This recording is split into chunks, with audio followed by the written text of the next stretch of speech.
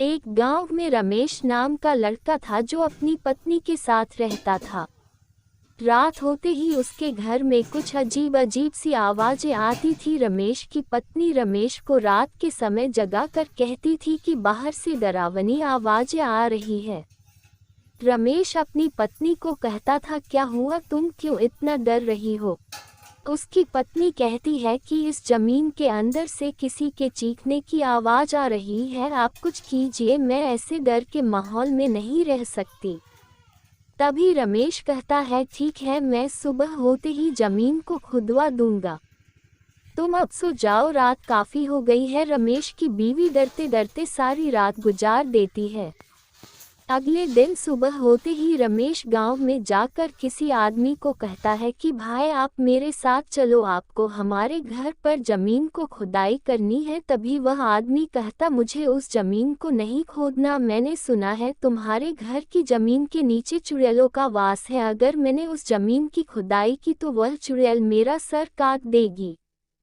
तभी रमेश उसे कहता है, चल जा यहाँ से, तुम तो डरपोक हो, मैं किसी भूत प्रेत पर विश्वास नहीं करता। तब रमेश घर की ओर चला जाता है। फिर रात होते ही डरावनी आवाजें फिर से आने लगती है। तभी रमेश की पत्नी की नींद खुलती है, वह रमेश को जगाती है और कहती है कि ये आवाज फिर से आने लग गई है, आज आपको कुछ ना कुछ करना ही होगा, अगर आपने आज कुछ नहीं किया तो मैं अपने मायके चली जाऊंगी। इतने में रमेश उठता है और कुल्हाड़ी लेकर जमीन को खोदने लग जाता है। रमेश कुछ ही देर में एक गहरा गड्ढा खोद देता है।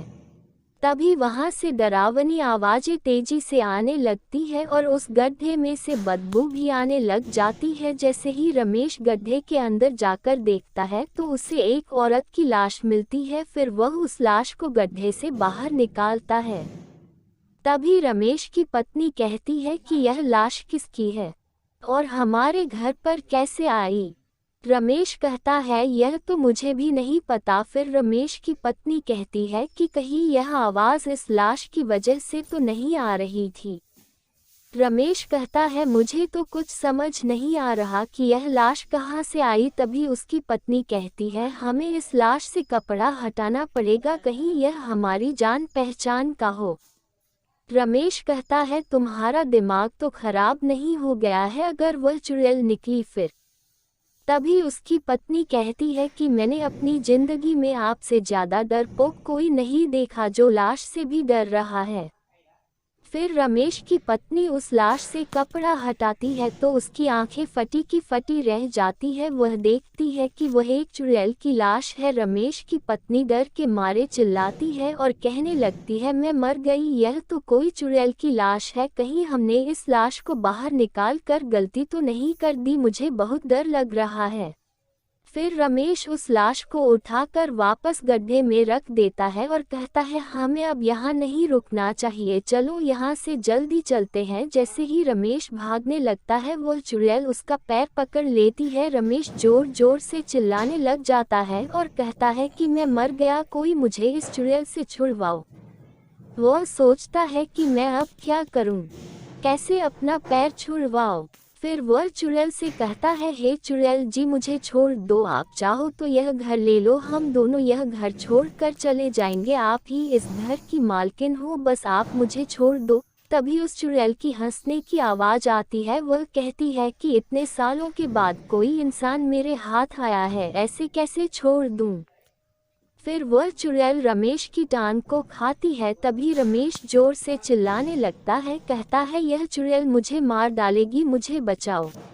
वहीं दूसरी ओर रमेश की बीवी गांव की ओर भागती हुई जाती है। वह गांव के कुछ लोगों से मदद मांगती है। वह कहती है, भाई साहब, आप मेरी मदद करो, मेरे पति को चुड़ैल ने पकड़ लिया है, आप लोग जल्दी से मेरे साथ चलो। फिर कुछ गांव वाले रमेश की पत्नी के साथ जाते हैं। जैसे ही वह घर पहुंचते हैं तो वह खिड़की से झांक कर देखते हैं तो उनकी आंखें फटी की फटी रह जाती है। गाँव वाले कहते हैं, अरे बहन, यह चुड़ैल कहाँ से आई?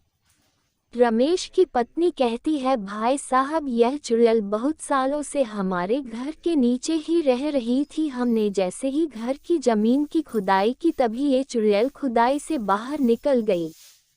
रमेश कहता है कि तुम लोग बाहर खड़े होकर बातें ही करोगे कि मुझे इस चुड़ैल से बचाओगे, यह चुड़ैल तो मेरी टांग छोड़ ही नहीं रही। तभी गांव के लोग कहते हैं इस चुड़ैल ने तो रमेश भाई के पैर को काट खाया है, अब यह भी भूत बन जाएंगे। तभी दूसरा आदमी कहता है कि अरे भाई, इस चुड़ैल से तुम्हारी टांग को काट लिया है, अब तुम्हें अपनी जान बचाने के लिए अपनी टांग को काटना ही पड़ेगा, नहीं तो इसका जहर तुम्हारे पूरे शरीर में फैल जाएगा और तुम भी चुड़ैल के जैसे बन जाओगे। तभी रमेश जोर से चिल्लाता है, वह चिल्लाते हुए कहने लगता है अरे मैं मर गया, मैं अपनी टांग को नहीं काट सकता। तभी वह दूसरा आदमी कहता है ठीक है भाई, तुम भी इसकी तरह भूत बन जाओ है। रमेश की पत्नी कहती है अरे भाई साहब, आप कैसी बातें कर रहे हो, यह भूत बन गए तो मेरा क्या होगा। वह रमेश को कहती है आप अपनी टांग को काट कर खुद इस चुड़ैल की चंगुल से आज़ाद क्यों नहीं कर देते हो।